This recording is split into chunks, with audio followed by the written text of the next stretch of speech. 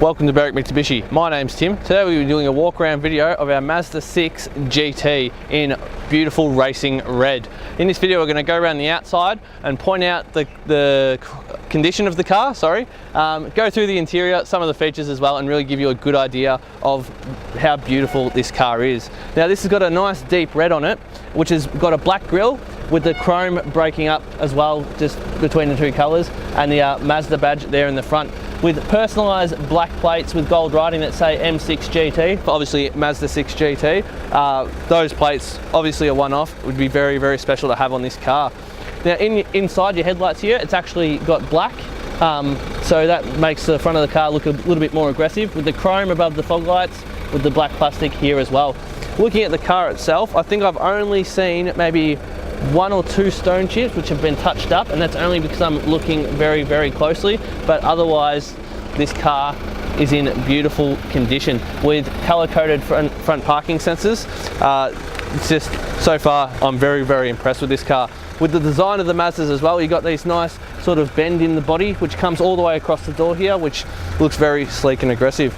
With your rims down here with practically new tyres, it looks like this front rim doesn't have any scuff mark on it either. So as we walk down the side here, I'll point out that there are indicators built into the side of the mirror here with a colour-coded mirror cap as well. You can see that you've got privacy glass on the back here. Doesn't look like the windows are tinted. Probably something to look into, because it would look much more good and aggressive with the dark window tint and the chrome around the windows here. We got Rhino crossbars on the top, as well as a nice sunroof, but we'll go through the sunroof a bit more when we're sitting inside the car. Moving down the car, I've been trying to look for some stone chips while you were looking at the roof, and I can't see any. So we'll just look at this back rim down here as well. I can't see any scuffing anywhere on this car. With these dark grey rims, it really sets off the rest of the car. The black and red theme really works well together. Once again, a practically new tyre. Moving around to the back, we'll see we got the nice back of the car. This car is fitted with a tow bar as well, which is very good to see. And yeah, once again, nice personalised plates. I'll click under here and I'll bring it up a little bit just to show you we do have a reverse camera. Now looking in the back, this has got a nice big boot in here with your nice little hooks for your shopping so they don't go rolling around everywhere.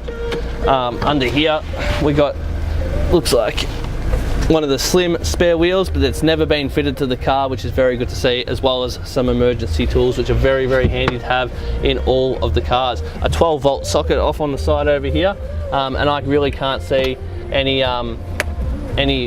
I just sort of clicked the button there to show you that it's very easy to put the seats down if you did need to use the back to store anything. I'll demonstrate on the other side in a second. I'll lift up this so you can see. The seats do go practically flat. All you've got over here is a little lever. You pull that and it releases the seat forward. Now that one has got the headrest up, so it didn't quite fall all the way forward, but the other one did, as you can see on the other side. Step back, you've got a little bit of marking here on the inside I will point out. Like I said, I'll try and be as picky as I can to give you a good idea.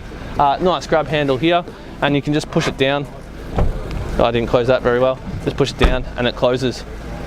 As we come around the side, we got our fuel filler cap over here on the passenger side. Once again, practically new tyre with no scuffing on our dark rim either. Moving down, I will point out that we've got keyless entry. The keys are inside the car, so I can't demonstrate it. All you do is, as you grab the handle, press on the button and it will lock and unlock the car.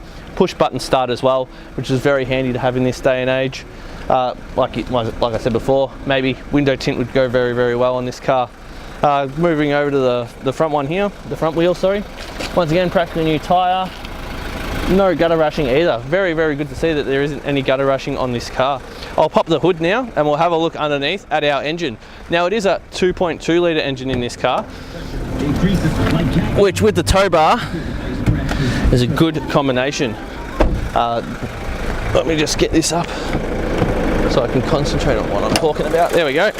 Lift it up here, pop in the little thing, and we reveal our 2.2 litre engine. Now this 2.2 4-cylinder can put out 129 kilowatts and 420 newton meters of torque. This car is a diesel, so having the tow bar on the back does allow us to tow 1.6 tons with electric brakes, which this car is actually fitted with. I'll point that out to you when we're on the inside.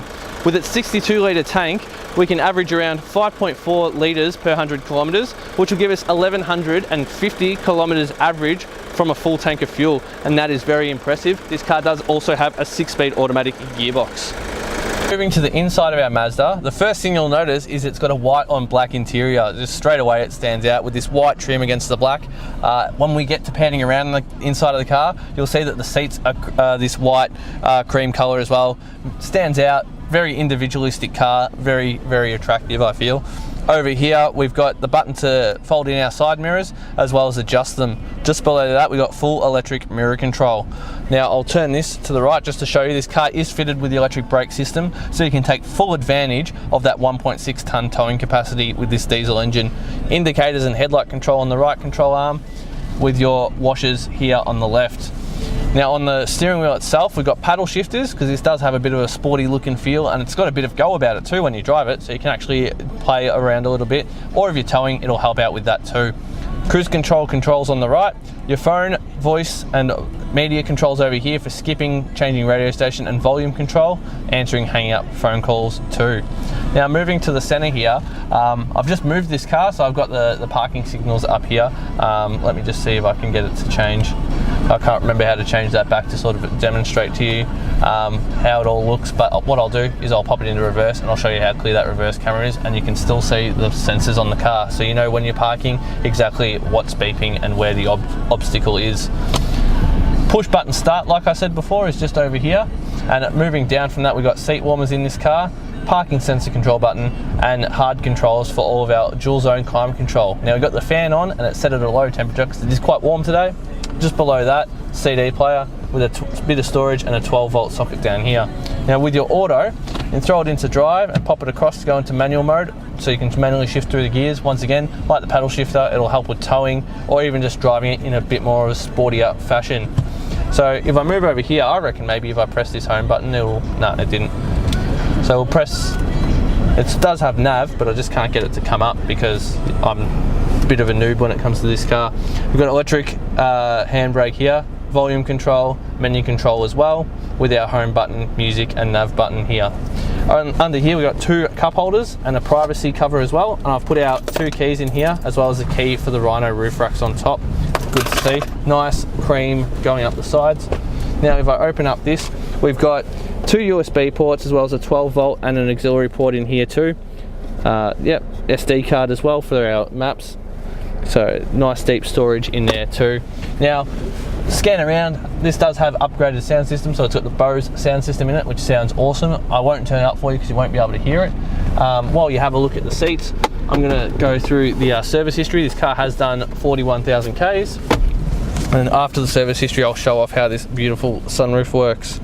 So just while, that's the nav system, my bad. There we go, maintenance records.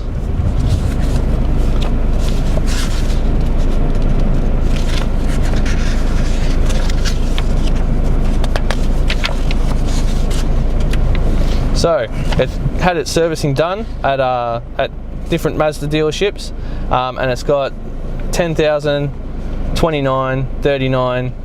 So it has missed just that one, and we performed an intermediate service on it at 41,000 Ks, so it's not due for a little while, and you don't need to replace the tyres either. So now I'll just quickly demonstrate to you the sunroof. So here you've got like a hand control, and we'll open it up. It's quite bright today, and under here you got a little switch. Flick that back, and it opens up the sunroof, and you've got a nice little guard here to stop bugs from getting in the car, which is very good to see. And one last thing to point out, this car does have a front and rear driving cam as well, which is very good for insurance and safety purposes. Just a nice little addition to the car, and something to consider as well if you're considering looking at this vehicle.